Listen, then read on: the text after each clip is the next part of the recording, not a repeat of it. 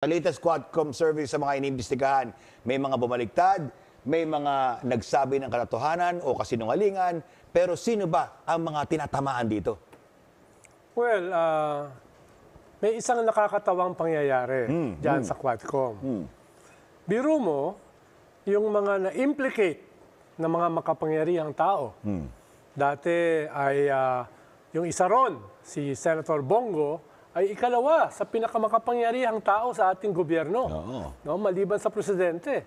Halos hindi lang siya photo bomber. No? Kung hindi siya yung pinakamalakihang impluensya sa presidente, ay na-implicate dito sa extrajudicial killings. At hindi lang yun.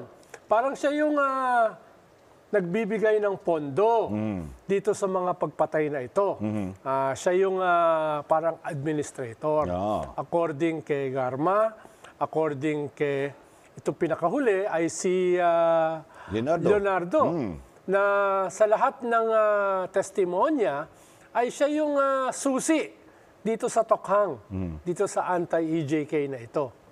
Ang nakakatawa dito ay kung sino pa yung na-implicate, siya pa yung mag-iimbestiga sa sarili niya. Dinig natin yan. No? At nag-propose ng investigasyon si Senator Bongo sa committee ni Bato nitong nakaraang linggo. Pero buti na lang, ito ay nireject ng Senado. Dahil ayon sa mismong rules ng Senado, hindi during a break, walang pwedeng mag-imbestiga on its own, motu proprio, kung hindi yung Blue Ribbon Committee. Or else, hintayin yung pagbubukas uli ng session sa November 4 at magkaroon ng Committee of the Whole. Ibig sabihin, yung buong Senado ang mag-iimbestiga. Buti na lang kung hindi, mapapahiya mismo yung Senado. Dahil hindi naman natin matatanggal sa ating mga politiko yung kapal ng muka, yung kawalan ng delikadesa. Pero dapat naman sana ay protektahan yung institusyon. At mukhang sa ganitong pagkakataon ay nagawa nila yon. Pero kung sakaling natuloy yung mga minimiti ni Bongo at saka ni Bato na sila mismo ang mag-iimbestiga sa kanilang sarili at kay ex-President Duterte, medyo masisira yung kredibilidad ng Senado. No? Yun yung isa. No?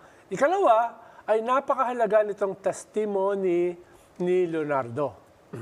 Dahil siya nga yung kinakatakutan nung panahon ng Tokhang. Biro mo, isa lang siyang kernel, pero yung mga general, yung mga chief PNP ay nagmamano sa kanya. Dahil siya yung diretso na inassign ng presidente para i-implement itong Tokhang. So hindi ko ngayon maintindihan, saan pa silang bato o kuweba magtatago? Dahil nabuksan na karamihan ng mga pwede nilang pagtaguan. Yung mga crimes against humanity, itong impunity na ito, ay hindi na lamang lumalabas dito sa ICC, hindi na lamang lumalabas dito sa Quadcom, no? Kung hindi mismo sa sariling salita nung mga nag-implement nito. Kaya tingin ko ay gipit na itong mga dating sobra sa kapangyarihan. Katulad ni ex-President Duterte, Bato,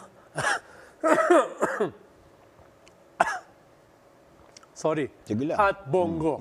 No? At hindi na maitatatwa na yung kanilang kasalanan, mga kasalanan ay nakaladlad na sa lahat para makita. Kaya tatlong klase na paghahatol ang ating inaasahan. Una ay yung hatol ng mundo.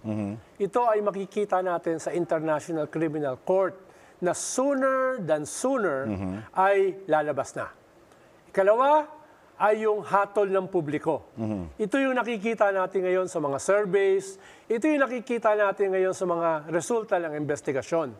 Ito yung hatol mismo ng mamamayan, no? Ng publiko. Pero yung ikatlo, yung hatol ng ating mga korte.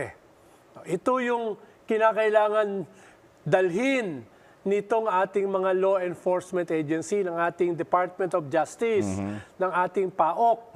Dapat ay itong mga lumabas dito sa Quadcom ay gawin na nilang mga kaso. No? At dito, sa kasong ito ay hindi lamang sila ang mahahatulan. Hindi lamang yung mga may kasalanan na mahahatulan.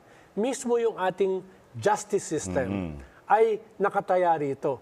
Mismo yung ating sistema ng hustisya ay hahatulan.